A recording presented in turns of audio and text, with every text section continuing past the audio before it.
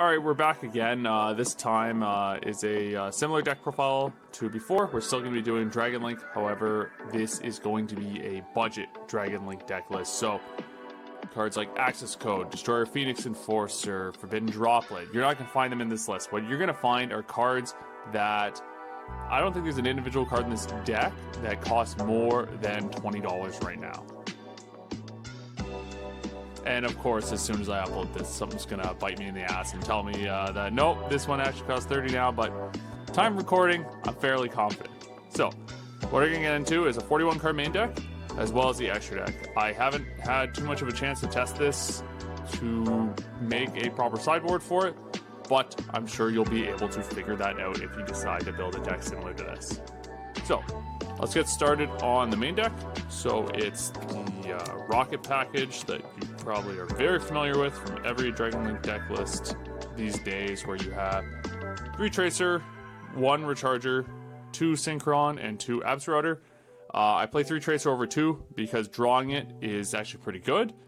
Whether it be a normal summon dragon to get your combo started with something like if you draw Absoluter or Noctivision with it, or it saves you the having to summon Romulus to add the Ravine to dump the Absoluter. That way you can ensure that you're able to go into the Heretic Seal instead of being stuck on a Romulus. So next, for sort of like the generic Dark Dragons, you have 2 Noctivision, 1 Galactic Spiral, and 1 Omnidragon Brotar. So, Noctivision, really good extender for this deck. The draw 1, as well as the ability to chain block on your Striker Dragon, is really good, especially in a very, very, very going second card hand trap heavy format.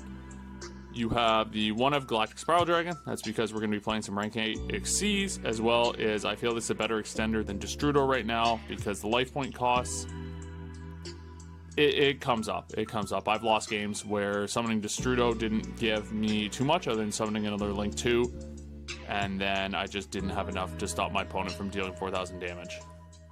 Brotar exists for the Heretic Seals. You summon this off Heretic Seals, you discard a card, you add something like Levianeer, and then turn 3 you were able to get right back into the game. Next, we have the Chaos package. So, triple Safer.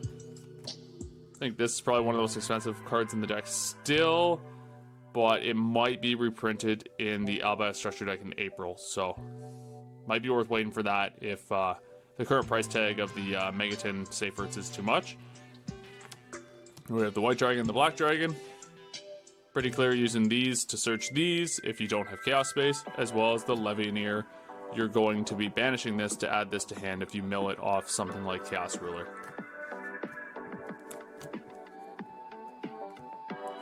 So next, we go into sort of like the generic monster that we play, or we have Fairy Tale Snow. I think Snow is really good. You play 2 different discard outlets in the Chaos Ruler, as well as a Zombie Vampire. So this can give you a response that plays through Droplet, because it won't be on the field when they resolve Droplet, hopefully, as well as an extender if need be. You're always going to have cards in graveyard that you can banish, so this card's always going to be live when you need it to be. Next, we're going to get into hand traps. Because we can't play something like Forbidden Droplet, we're playing a ton of hand traps, so we're going to get into those. We have triple Nibiru and triple Ghost Ogre. These, I think, are some of the best hand traps in the format. Nibiru, sometimes you won't be able to resolve it without a second hand trap, but when you do have something like Ogre for the Wandering Griffin Rider, you're going to wipe their board and they're not going to be able to do anything about it. So Ogre, I think this format is Ogre's time to shine. It hits the Fateful Adventure and the Adventure Token Engine. It can hit things like the Halki Firebrax or the Auroradon to really slow down those Adventure Synchro decks or Sword Soul, as well as hitting something like the Mo Yi can be a turn ender depending on how bad their hand is. In terms of other hand traps you play to support the Nibiru, as well as stop those rogue Halki Firebraxes, we play 2 Effect Veiler. So drawing this plus Nib is same sort of thing, hitting the Griffin Rider, as well as the Psy-Frame Gamma with the driver. So Gamma, very similar to Ogre, it's going to pop, but it also has that negate. And the best part about all the hand traps playing this deck is they're light, so that means off your Chaos Ruler mill, you're going to mill at least one light most of the time. And then you're going to be able to summon it back to do whatever link plays or synchros you need to do. So next, that gets us into our spell cards. We're playing 10 of these. 8 of them are pretty self-explanatory, and then I'll get into the last 2. So, triple quick launch, triple chaos space. I don't need to explain these. Amazing card, amazing card. This one is a once per turn, but that doesn't stop it from being really good. Even if you mill it off Chaos Ruler, it can still get you a +1 and add something like Striker Dragon back to the extra deck. You're playing your 2 field spells. And then the last is 2 copies of World Legacy Guard Dragon. So this is going to be, whether it be your recovery play because you got Nibiru'd, or just the extender you need to go into, or its other effect to move a monster in the main monster zone. It can make Pisty live, which these days in Dragon Link you're not really doing that often. So that can be an extra utility to get something back from grave or banished to be able to extend your plays further. So going into the extra deck, we're going to go in the links first. So you have Striker and Pisty. So pretty clear why you play both of these, especially with World Legacy Guard Dragon. This can be live more often than it would be if you weren't playing that.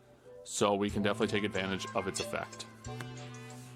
Next, you play the Romulus, the Heretic Seal, and the Quad Boral. So Heretic Seals dropped to 1 compared to most lists that were playing at 2 before Battle of Chaos because we had to make room for a new Link 2 monster. But Ravine Searcher, interruption on your opponent's turn, that recovery to be able to get your rockets back from grave to be able to go into something like Boral Savage. So other Link 2s, you're playing Dark, the Dark Charmer Gloomy, and IP Masquerena. So Dark is really good this format. Steal your opponent's DPE, steal a Dark monster to go into a Link 3. Most importantly, it's summoning a monster from your opponent's graveyard. And when we get into the XCs, you're going to see why that will come up. And then IP is good. It sets up another interruption, especially when you're locked to Darks due to one of your rocket effects. And then you'll be able to go into Nightmare Unicorn on your opponent's turn. So then for Link 3s, you're playing Unicorn and Triple Burst. Unicorn's pretty self-explanatory. It's an interruption or just a way to clear something on your opponent's field. Triple Burst, it's for enabling those Guard Dragon Pisty plays, as well as for sort of those fringe stall decks like Crooked Cook. This does piercing battle damage, so you'll be able to win that game 1 instead of having to scoop and go to game 2 to sideboard against it. Link 4s, we're all playing Boral Sword. In the theme of budget, even though Accesscode has a reprint, we're not touching it here. If you do have an Accesscode, definitely play it. There is sort of room for a 15th card that you would be able to play instead. This and Accesscode are good for different reasons, but both of them will lead you to that OTK on turn 3. So, for the synchros we're playing, Hot Red, Chaos Ruler, Boral Savage. These are all pretty staple to Dragon Link builds these days, so I won't be explaining them. The last 2 cards in the extra deck are rank 8 XCs. We have number 68, Sanafon, the Sky Prison, and the Zombie Vampire. So this is where talking about Dark the Dark Charmer summoning, because you can use, if it's a monster summoned for your opponent's graveyard, you can use it as one of the level 8. So Dark plus like Chaos Ruler, for example, can get you Zombie Vampire. You mill 4 more cards off your deck and your opponent's deck, and you get to summon them back. So if you mill a Ghost Ogre or a Lancia or another monster that can activate its interruption from the field, you can take that. As well, it could give you a preview into what your opponent is playing. Sanafond, stopping players from summoning from graveyard as well as making it impervious to card effect, can be really useful in this format, especially with some of the decks right now, like that Adventures Synchro, being able to summon all sorts of crazy things from everywhere. So that's the deck profile. So let me know what you think. I'm small enough that I actually still read all the comments, so yeah, tell me if you like it, and if you want to see more deck profiles, shoot me a like and maybe subscribe.